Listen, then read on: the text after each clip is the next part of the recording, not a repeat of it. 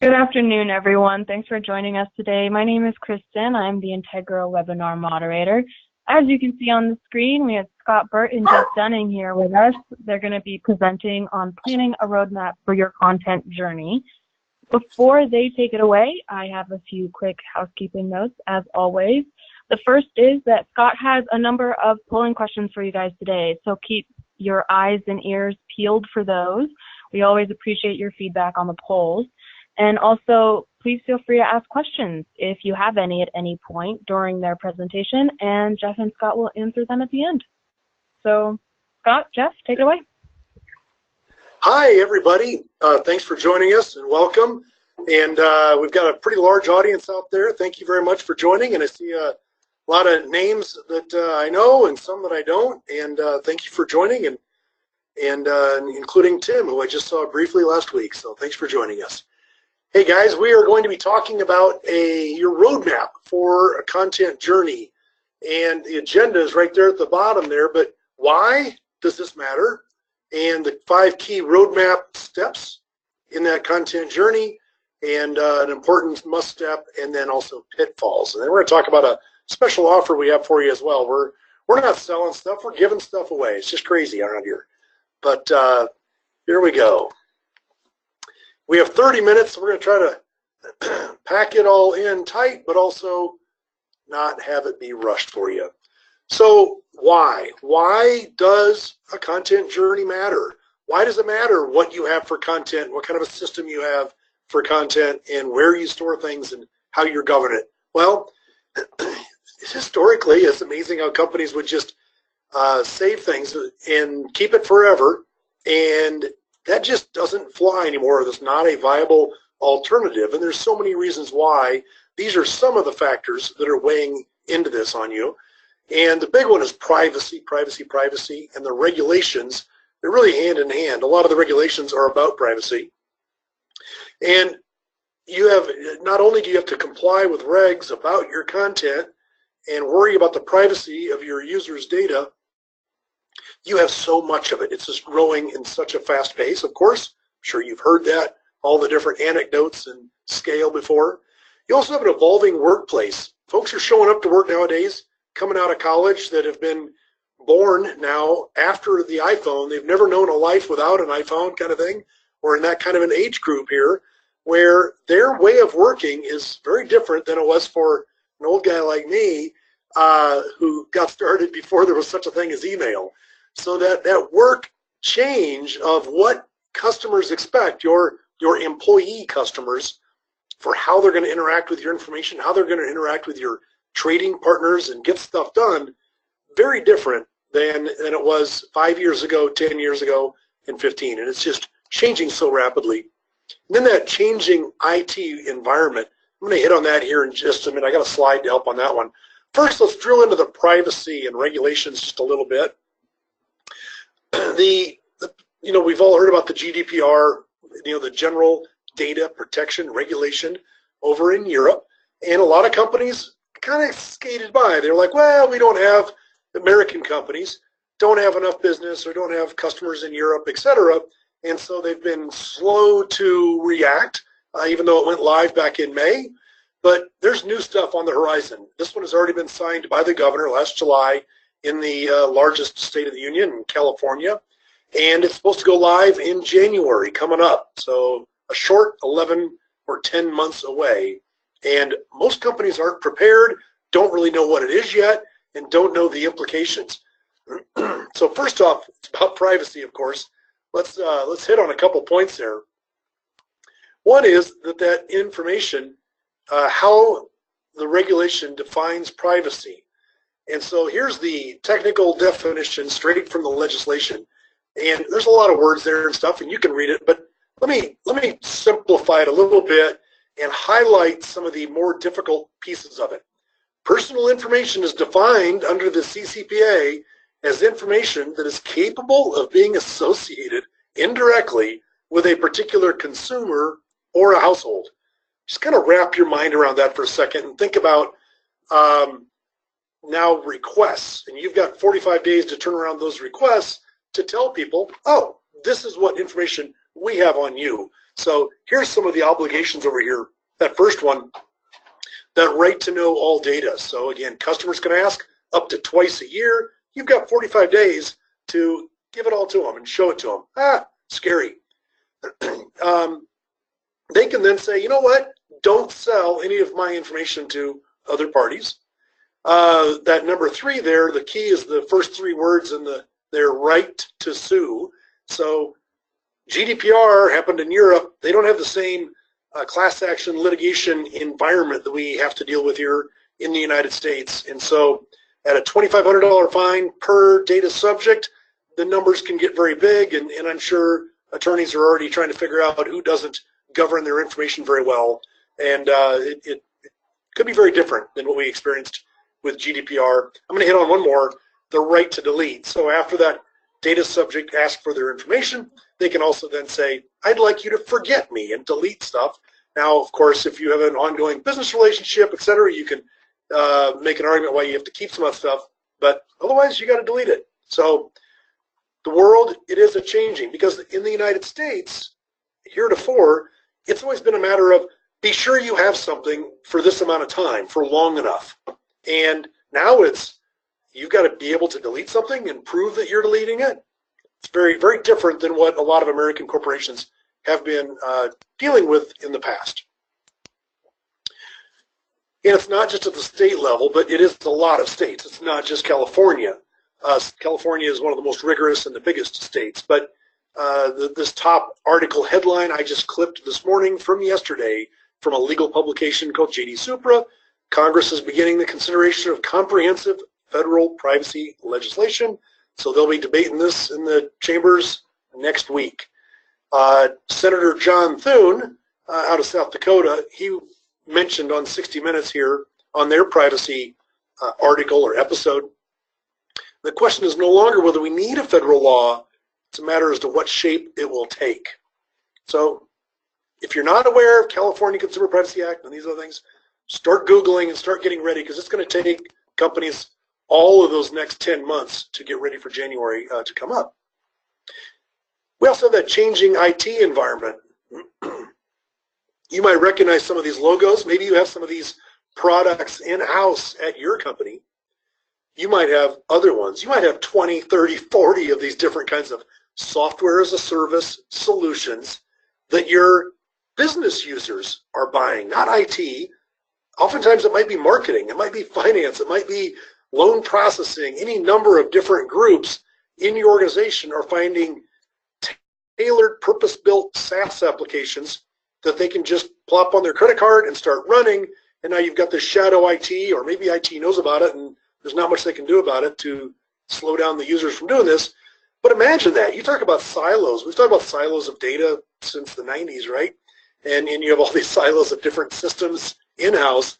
Now it's silos of data of yours outside the company, outside your firewalls, because each of those logos and 20 or 40 or 1,000 other ones, they also store your content, store your document.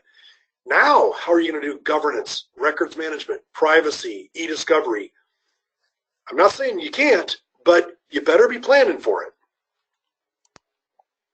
So Jeffrey is going to help me out here. All right. So where do we go from here? So in order to start to comply with the regulations and stuff Scott was just talking about, supporting that changing landscape in IT, these are 5 activities that organizations are embarking upon to try to begin supporting that type of stuff. The key here is that all the while doing this, they're maintaining a keen focus on governance, reporting, security, and all these different activities. Going through, analyzing their content. What do you have? Where do you have it? How am I using it? Cleaning up that content, getting rid of rot, getting rid of risk, and then securing that content of value that's left over at the end of it. So the whole cleanup process. Modernizing your platforms. This is modernizing your technology. Maybe it means moving to the cloud. Maybe it's starting to adapt a hybrid cloud approach. Enhancing your taxonomy, starting to look at how am I storing my content? How is my content searchable? What kind of metadata do I have on that content? And modernizing those aspects.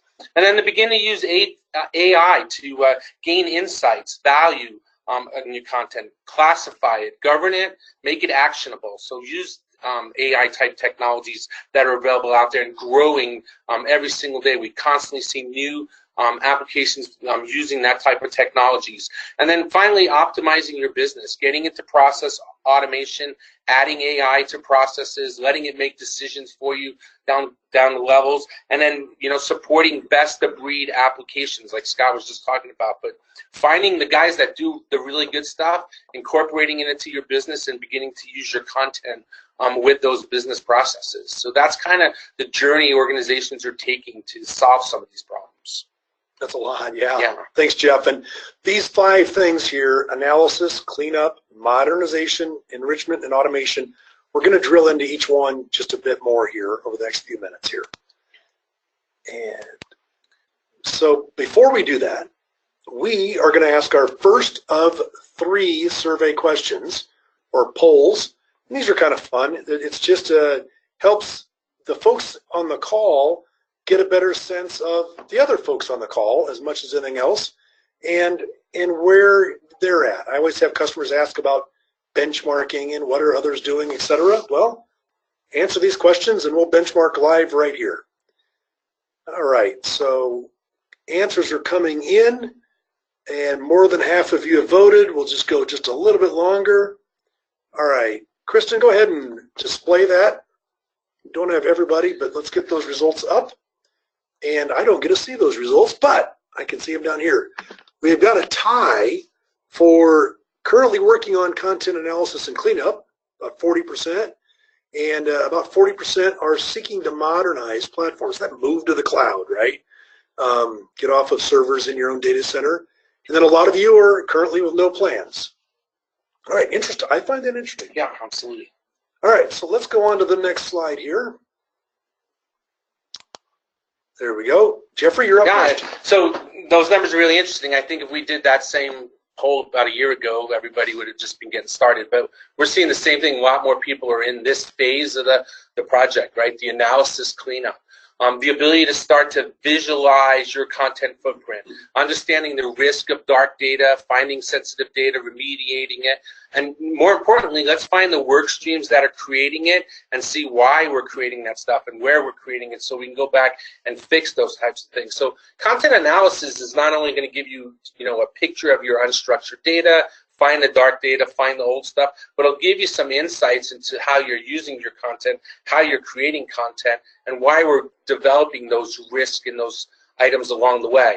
AI is another benefit that comes into this, allowing us to find similarities around content for classification. So it's an important step in the process is to just get that understanding of content and who has access to it, where's it stored, how am I using it, right? What are the processor using it as well? So definitely the first step in the process, but a really important one to get the mind thinking about what can I do next? What do I have to modernize? Where do I have to go next in that phase of the process?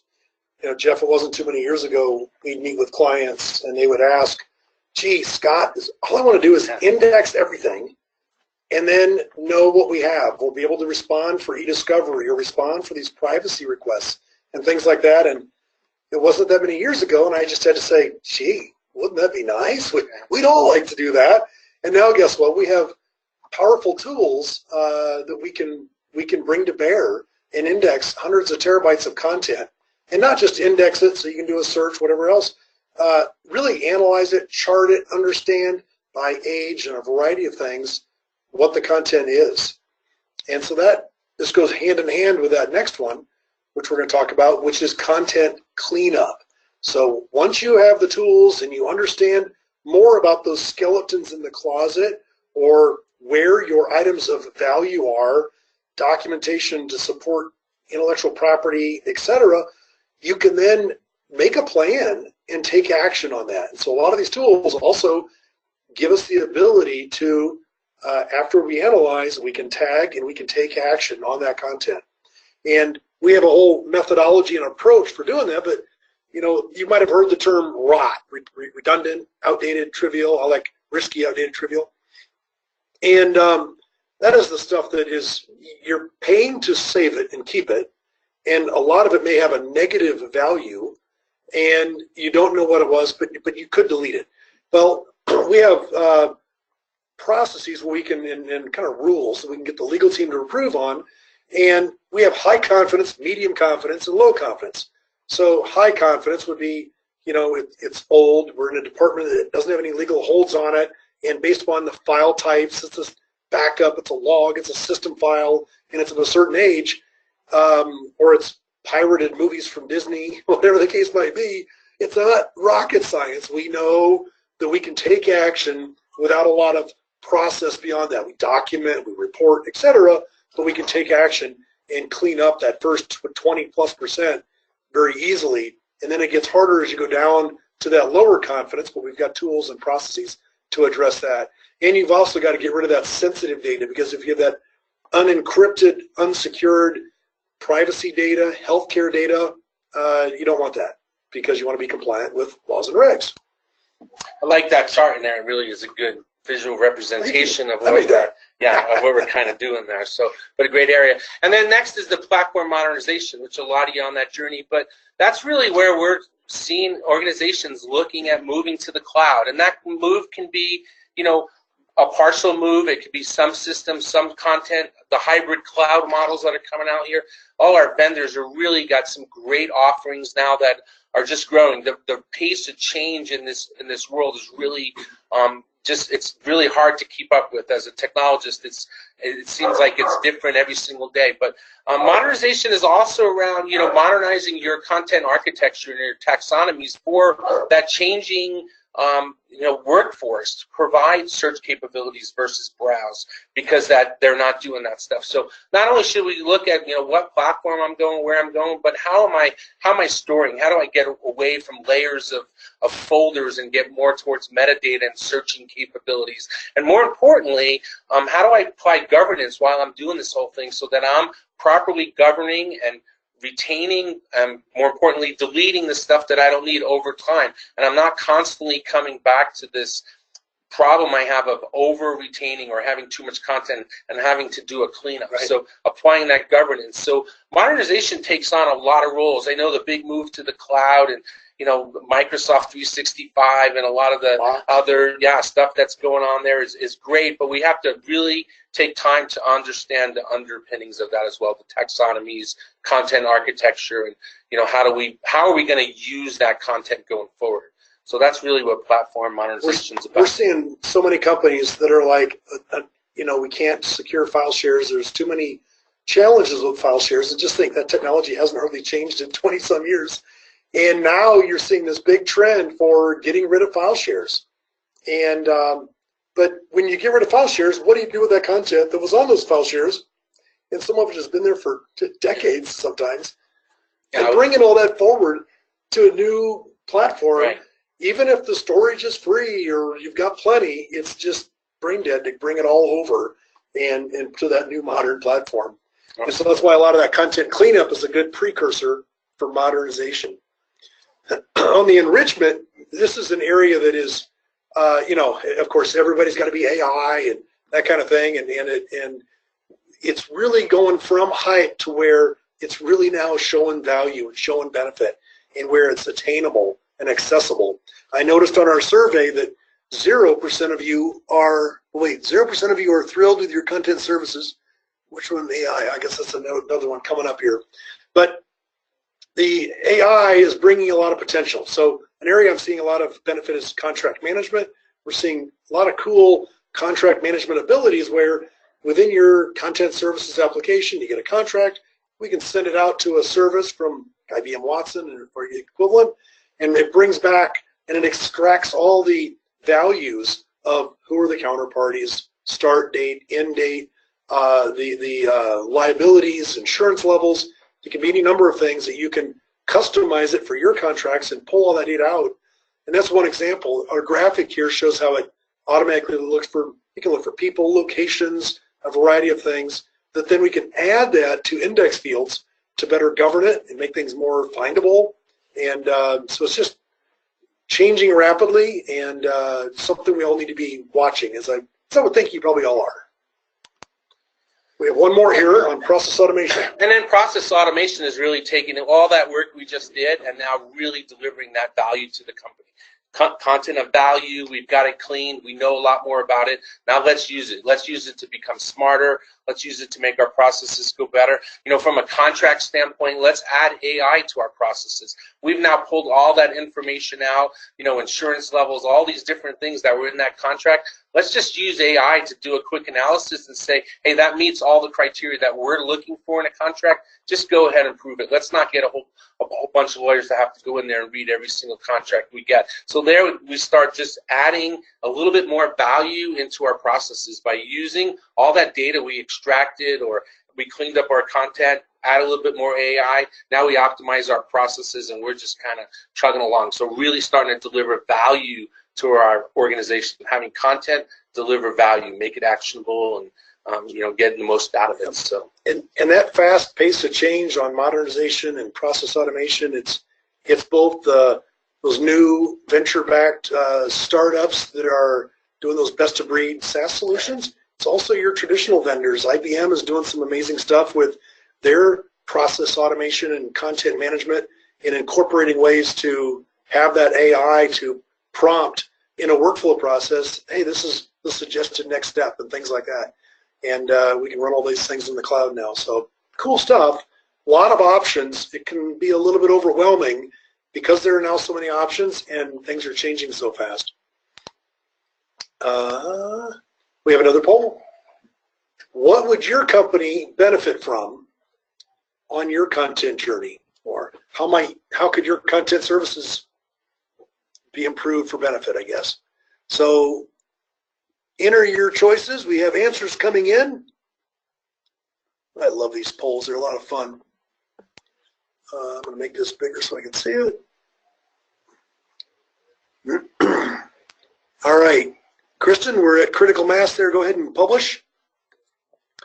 And this is I think a multiple choice one, so people could select a lot, and I think people did select a lot. As you can see by the results there on your screen, 47% were in content analysis, modernization, etc. And the leading one is clean up the mess. Yeah, that is that's what we hear. What we thought might be the leading choice there. Interesting, and thank you. Thank you, Kristen, for putting that up for us. We only have a couple more slides, and we have a few more minutes, folks. So an important must. If you're going to be responding, a lot of this comes from e-discovery originally. How do your attorneys go stand in front of a judge and explain, we know we have all of the relevant data to a matter because we know exactly where that data is. We know who controls it. We know the security. We know the chain of custody. We know, so we search those systems and we're providing the results, and Mr. Judge, you can have confidence that we've got all the results here. Well, that's one of the many use cases, but data maps, think of that privacy regs. If you get 1,000 requests in January 1st, when the California Consumer Privacy Act goes live, and you've now got 45 days times 1,000 different requests to go search across your systems, hopefully you're going to have a plan and know where to go and what to look for. And so in the privacy age, you need to be really inventorying, where do we have all this privacy data? And it's kind of interesting when you start brainstorming and whiteboarding with a bunch of people that know your business, you start getting a longer list of the systems where that data is. So we really recommend, however you get there on your structured data and your unstructured data, understand where's what data, where's the privacy alert, where are your violations. It's good for discovery, it's good for your lawyers, and it's good for your chief privacy officer to comply with these things. And these are just some of the things that you need to include that you may consider including in your data map.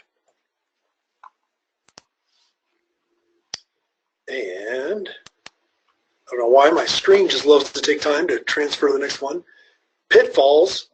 You probably have a long laundry list already that you can imagine as pitfalls, but getting and keeping executive support, ignoring the macro trends, really if you don't take the time to get up from the trees and look at the forest to understand how the privacy regs and the cloud and the new workers are going to affect your company, I recommend taking a minute and looking at everything. Even if you choose to do nothing, make sure you're making an educated decision to not be changing things.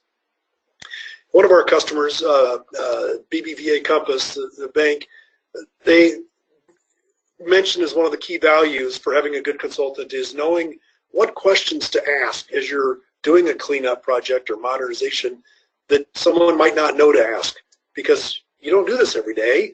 And so ask folks that do have a lot of experience and do this kind of thing. And I'm seeing this more and more, by the way, with Office 365, that rushing to deploy. Microsoft has their fast start. We'll, move over the last 90 days of your email, or boom, here's OneDrive, go use it. And it's like, oh my God, you've got 20,000 employees, you've got hundreds of terabytes of content in your file shares, and you're just going to have users willy-nilly moving stuff over to OneDrive or Box for sync and share, things like that. Now we've got more duplicates, and now it's harder for us to kind of make decisions how we're going to analyze and action that content when we're doing cleanup. So let's do a little bit of planning, information architecture, cleanup in advance, and don't just deploy the new tools and toys and say, go. I think we can all see what happens there. You probably also have constraints. I'm not going to tell you what they are. I'm going to ask you, what are your constraints? Kristen, can you publish that poll? It is open, I see. Thank you. And results are coming in.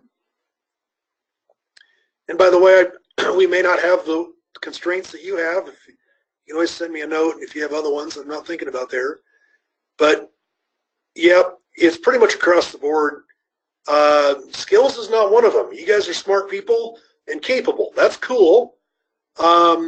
Budget, executive support, competing initiatives, and the overall vision of where are we going and kind of that how to get from the current state to the desired state, that vision.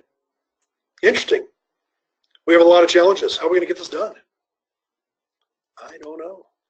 So I'm going to give you one suggestion. And I mentioned earlier, we're not selling here. We're actually giving this away. And Kristen, can you tell me there's handouts? Oh yeah, I see them there. In your go-to webinar, you'll see handouts. Handouts 1 of 5. We have a little flyer for a workshop, and it is literally, we're not demoing or pitching or doing anything. It's purely a matter of us bringing our skills and experience and what we're seeing in the marketplace and what other customers are doing, etc., and helping facilitate a workshop and have your folks get your leadership from business, privacy, legal, IT together. And 6, 8 people is kind of ideal. You kind of don't want to have too many, but you kind of need a critical mass of cross-functional, not just IT. Oh, we're not ready for the business group yet. No, you need the business people. And we stir the pot, and we educate, and then really try to get conversation going. And we're getting really good reviews on these, and I would encourage you. And so maybe something comes out of it, maybe something doesn't, but I think your team will find it to be time well spent if you decide to do it. It's free for customers, and I know we have a number of folks on here that aren't customers, and I guess just call and ask real nice, and we'll see what we can do, okay? All right, that's it. I would love to have some questions if we have any on the call. And I don't see any posed yet. All right, so folks, it wasn't a real technical topic, so maybe not as many questions, but reach out to us separately. We value your time. We appreciate what you've invested in us and in this short webinar. Hopefully it was helpful, and I welcome your comments and feedback how to make it better in the future. So send us an email. Thanks very much. Thank you. Thanks, Jeffrey.